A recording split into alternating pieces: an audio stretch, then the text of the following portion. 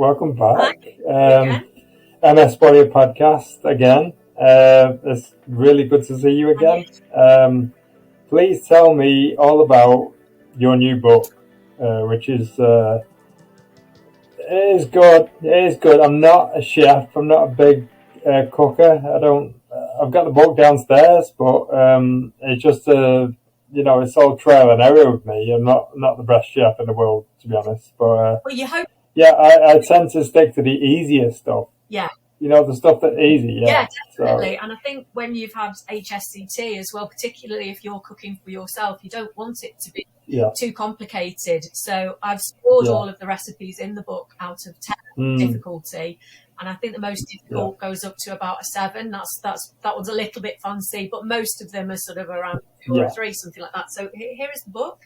Yeah, that's good. But so it's being released on Tuesday, the 18th of April, and we're doing a launch event the evening before to hopefully get a bit of interest in it, and I'll do a little bit of live cooking from one of the recipes and a giveaway and answering any questions as well about India. So could you tell me a couple of example recipes? I've got the book downstairs, but if you could just explain some of the books that you've got right next to you now. Yeah. So probably my favourite recipe in the book is the fabulous fish pies recipe, because it's just so delicious. It's really decadent, and my cousin tested the recipes for me, and she tested that one, and she said, it's really luxurious. So it's a really nice one, maybe for a special occasion or something like that. When I make that one, I tend to make double portions because it's so nice. We want to have it again the next night. So that's a favourite one. That's good. And then there are a number of quite special family recipes that have either been tweaked so that they fit in with the neutropenic brief, or they're already neutropenic to start with.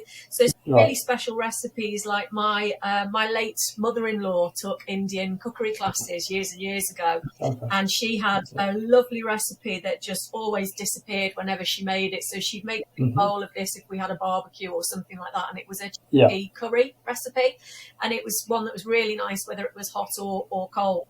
So that one's definitely in the book there. My aunt is Italian, and so when I was a child, that's one of my favourites.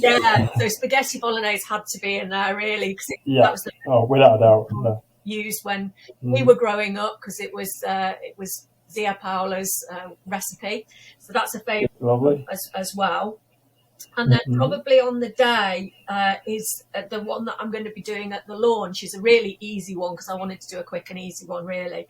And that one is salted caramel crispy chicken, which sounds really strange, but oh my god. Is that a dessert? No, it's not. It's not. Chicken. Yeah, so it's not a dessert. Yeah, I will certainly be reading up on that again, just to make sure I understand it. But caramel sounds like a dessert to me. I know, but it works. It just works. So it's one of those things like salt in chocolate or chocolate in chili, something like that. That you think that's a strange combination, but it just works so well. So it's a little bit like, if you can we can accept sweet and sour chicken quite easily, can't we, with the sweet sauce. It's a little bit like that, but it's salted caramel instead, and it just it's so good. So that's the one I'm probably going to be doing at the recipe demonstration. Sounds good. Sounds really good.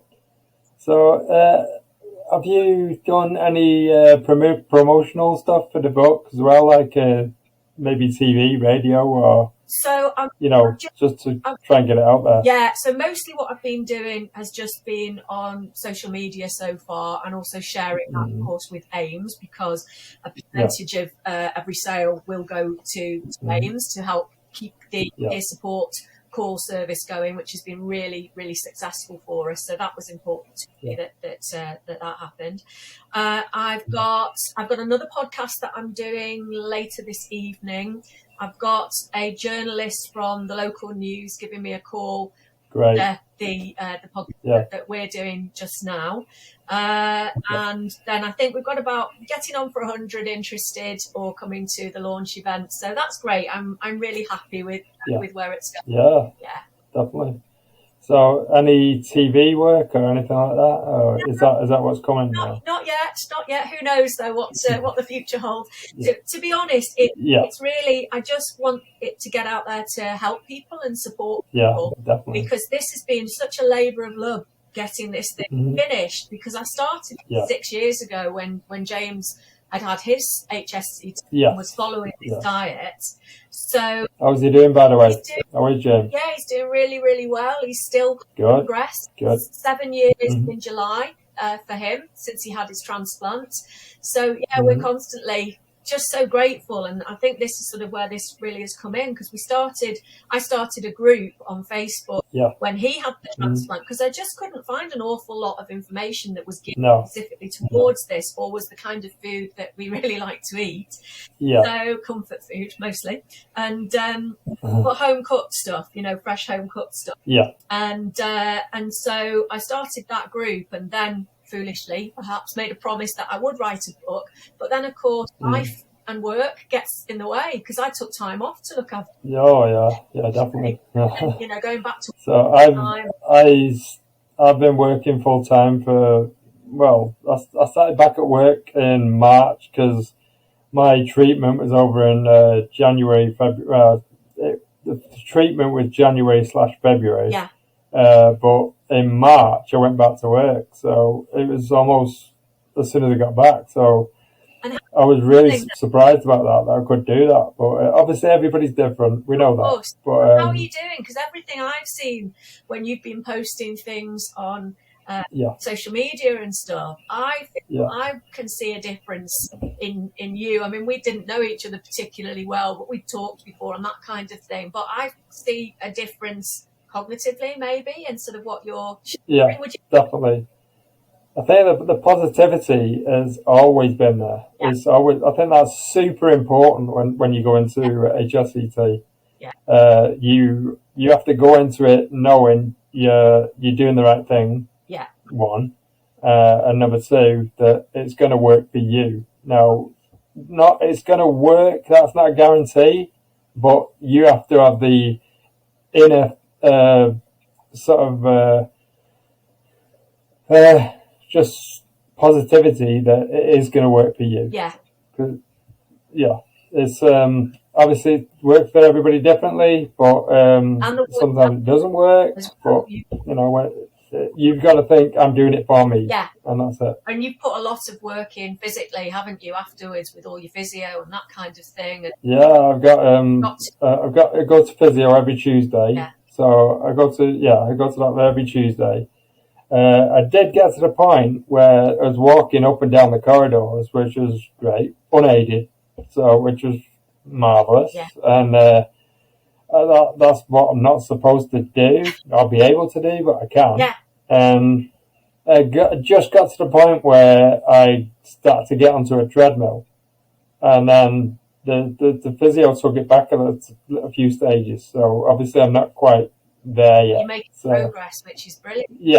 But I mean, just obviously the recipes in the book, I'll be following them and seeing if it does actually help with the and then just keep going. I mean, I do exercises at home as well. I try to eat. I know what we spoke about briefly in the past before you wrote the book, and you were saying to avoid certain foods and just it's another thing as well about storage of food, because you just said a minute ago about making a big family meal. And the problem is, and I wonder if your book covers this, where you cook a big family meal, and obviously there's some leftovers. So what do you do to store them leftovers? You could freeze that as long as it is cooled in a safe way and you do it properly. Because really, if you think about it, one of the things that we're told is, yes, you can have ready meals, you can have frozen ready meals. They're a great thing.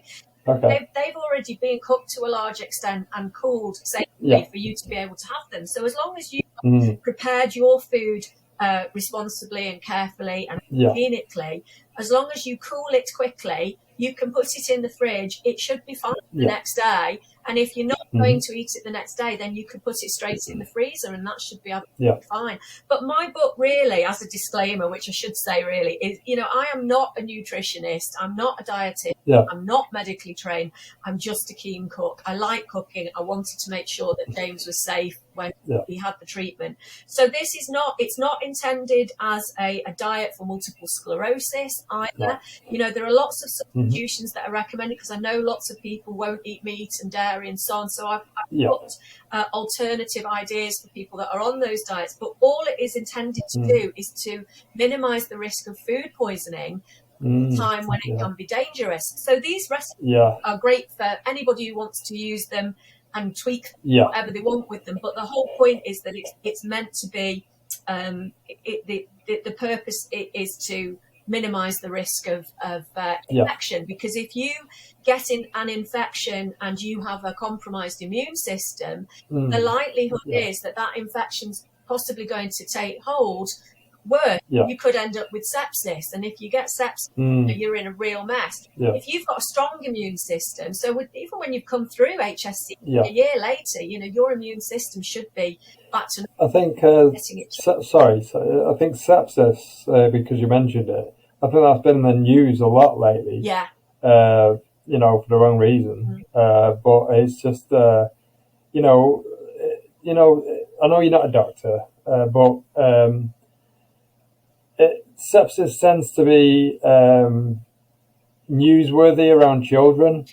But can anybody get sepsis? Anyone can get sepsis. In fact, the parent of one of my former students came down with sepsis, and it's one of those things that can hit really, really quickly. And when it does hit, you're in a mess. But we've heard a number of patients who've had HSCT who have then gone on to develop infections or have ended up back in hospital with sepsis. And although following a neutropenic diet isn't going to it's not going to eliminate every risk. It doesn't mean you are definitely not going to get an infection. But one of the people that's reviewed the book for me, Gavin Giovanoni, the neurologist, he has said what it's doing is it's helping with one of those risks, which is the foodborne risk. So if you can at least eliminate a risk there as much as you can, it's certainly going to help, because you don't want food poisoning. I mean, nobody wants food poisoning. If you've got a low immune system, you want it even less. So I mean, basically, so will I be able to take the book and pretty much make a full? Because what I tend to do, this is just me personally, but I tend to make a few meals for the week because I'm always busy. So can I make a few meals for the week using the book and then freeze them? Yeah, definitely. And there are some recipes in there where you could make this one day and then you've made enough, and so this is there for the next day, so it's not too boring. So for instance, I've done a recipe for meatballs and burgers as well, so it will produce a number of burgers and a number of meatballs as well. Then there's another one where after you've made a spaghetti bolognese, you might want to use some of the sauce that's left to make what I call an Italian cottage pie, which is really, really tasty. We probably prefer it to a regular cottage pie. So that kind of thing, it'll give you sort of ideas and tips to do that as well. Most of the recipes are for 4 people, but you can halve the quantities. You can do whatever you need to do to make it right for you. And if you're cooking and you're on your own, you can freeze half of it, whatever you want to do really. But there's a lot of variety in there. So we've got plenty of meat, fish, poultry, vegetarian. And then there's a table at the back which suggests ideas of how you might want to swap things out if you're vegetarian, and then little notes all the way through, because we've got people testing the recipes, so the testers have given their view as well. Or you could do this, you could swap this for this, and that would work for a vegetarian, that kind of thing. So lots of little hints and tips all the way through it, hopefully. Okay. You mentioned vegetarian, but a lot of people, I was as well, because I went vegetarian and then I went vegan. So I went the whole hog and went vegan. So does your recipes cater for that as well? Yeah, there are suggestions. So if you are vegan, I mean, I'm a cheese lover. I love cheese, but there are some really good vegan cheeses out there at the moment. And again, I follow people on social media who are vegetarian, who are vegan, and so I'm constantly picking up tips and learning things from them as well, because I want to try everything. If it's good food, it's good food. So there are fewer of the vegetarian recipes, but as I said, for the other things, there are suggestions all the way through of how you could take the meat out of this and put this in it instead. So curry recipes, things like that. So hopefully there's enough variety in there for anyone to run with it. It's good. Yeah, that's really good. Where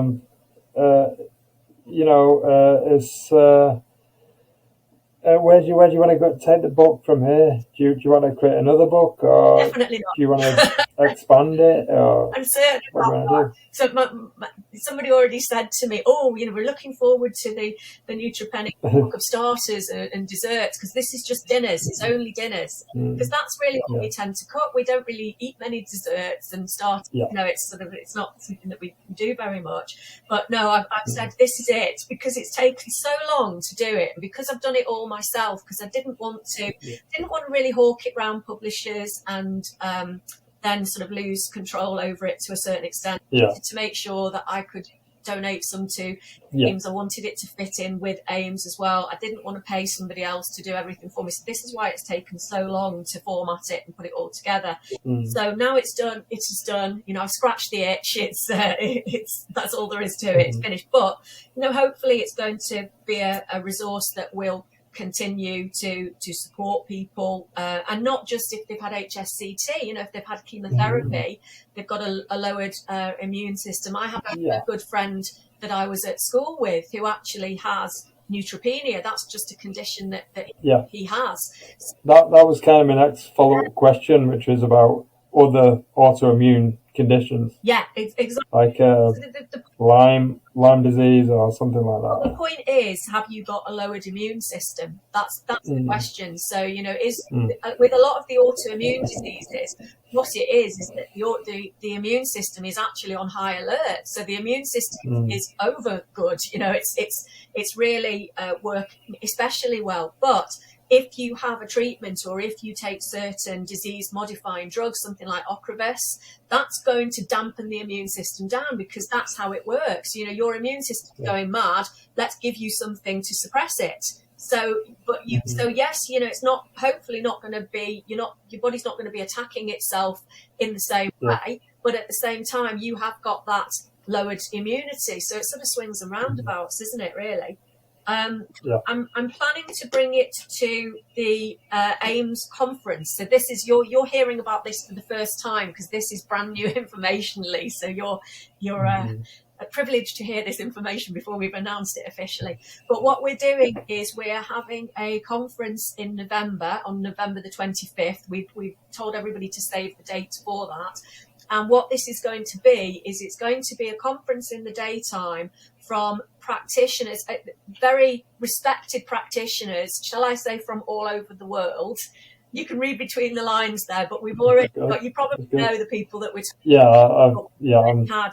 I've got things working in my head that it could be these people, Yes, it's just... well, hopefully there will be a familiar face to there, definitely. So we've had a lot of yeses, people interested.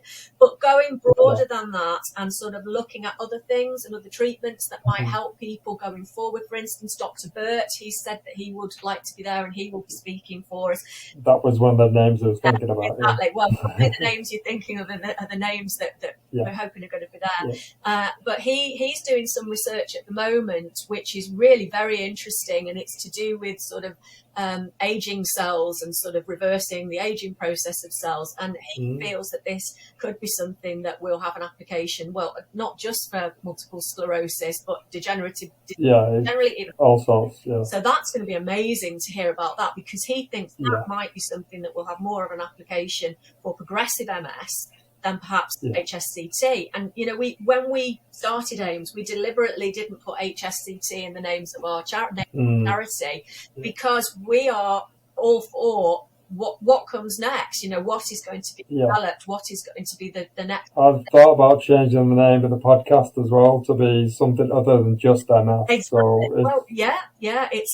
there are so many things happening, and things are happening so quickly, aren't they, at the moment? The plan is that we will have a conference during the daytime with lots of amazing speakers, not just from the world of HSCT, but also from some of the broader MS arena. Some really exciting names. And then in the evening, a fundraising black tie dinner where people will get to see their friends that they've had HSCT with at the various centres from around the world. You know, it was really popular when we did it for the launch event, and people were just so thrilled to see their friends again that we're hoping that we'll do the same thing this time. But also the doctors will be there too, hopefully, and they'll be able to talk to them. So that will be a fundraising element. But we'll have an exhibition there too. And the exhibition will be for people that provide services and products that will help people with MS, but also the charities as well. And I'm hoping I will have a little stand with my book there too. So that is the plan. I just wanted to help people. Somebody said to me the other day, "Oh, you know, you're not going to make your fortune by writing a book," and I just laughed because that was never the point of it at all. The point was to help. This is kind of what I was getting to as well, which is for people who haven't got an autoimmune condition or don't know anybody with an autoimmune condition. I just want to boost their lifestyle. How will your book help them?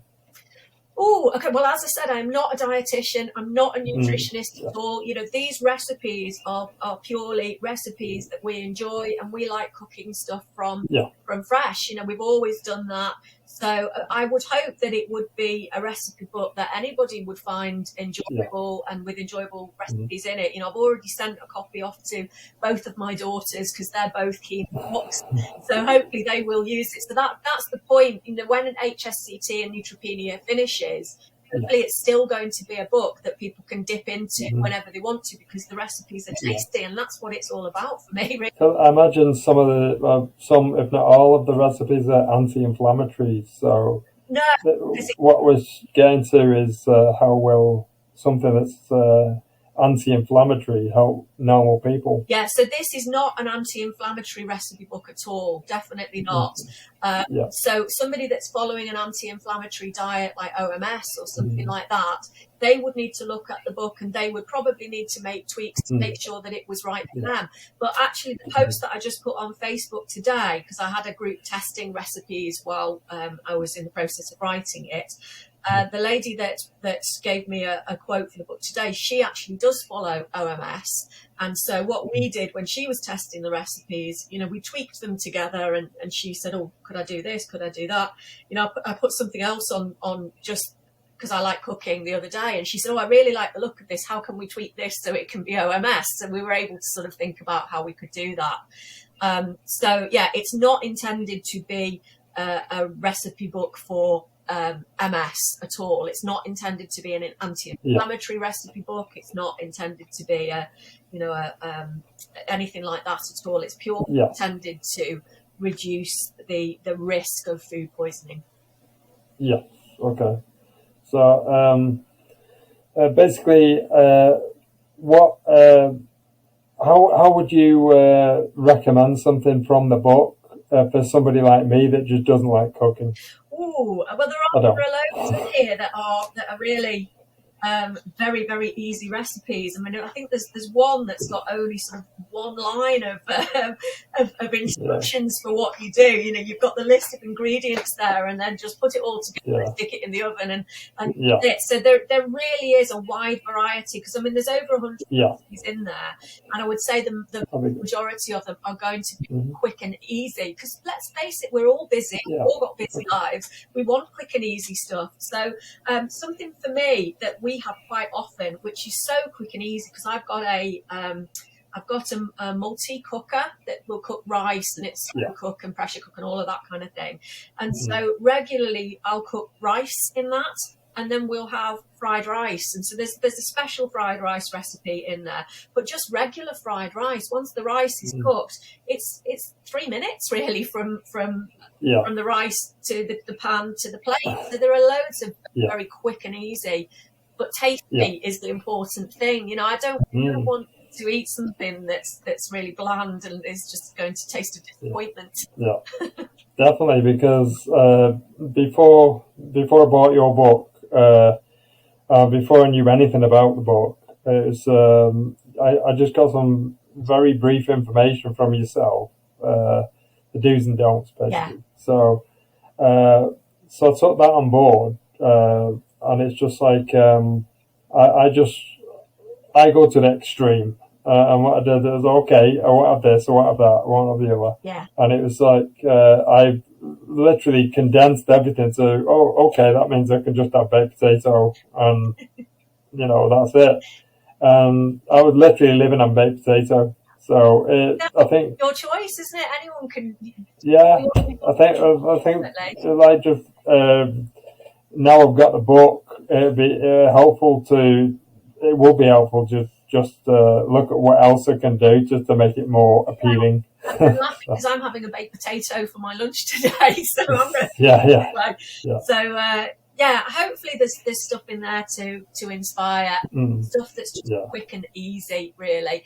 Yeah, you know what you can and can't eat, you know what you stay away from, so you'll know by looking at the recipe. Okay, well I can't have that, but maybe I could do this, and then there's a table at the back as well which say swap this for this, try this. So it's hopefully it will be something that will work for everybody. Yeah, that's the goal, and I think it will. So it's great that you've got the book out finally, and I hope it goes really well for you. Brilliant. And I hope you do a sequel and more books. And no. It's obviously too early, but if you've got a talent, there's no reason why you can't push that talent to do more. So we'll see. I've reserved. Yeah.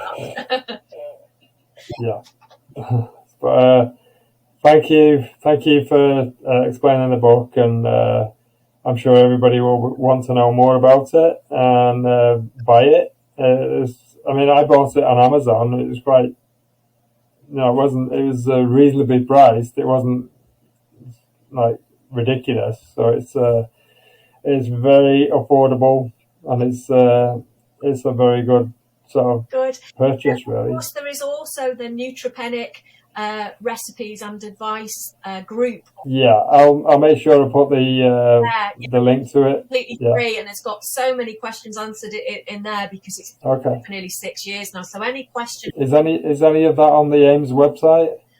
We should put it on the AIMS website. I don't think it is on there actually, but we are talking about links and so on to different things at the moment. So we'll get it on there, but it's in Facebook. You can't really miss it. I think it's the only one really in terms of recipes and food and stuff, and that's completely free, obviously, all the information in that. So I would recommend that to people looking at HSCT as well. That's great. Yeah, I'm sure I'll be diving into the book pretty much later on and seeing what I can rustle up and give yourself some nutrition, nutrition basically. So it's if that's going to help me, then great, Well, it should definitely reduce any chance of food poisoning, if nothing else. So hopefully it'll. It's gonna help me improve even more because I'm putting the right nutrients in my body rather than just getting anything from the supermarket shelf willy-nilly. Fresh cooking from fresh is always the best idea, isn't it? But I just hope it stops people from getting food poisoning and getting infections, because that's always going to put somebody back and make them feel rough, isn't it, really? So hopefully it will help with that. But thank you very much for your time today. Thank you. Thanks for coming back on again. I appreciate it. And I hope we will anyway. And okay. Posted about that. No, but thank you for coming on.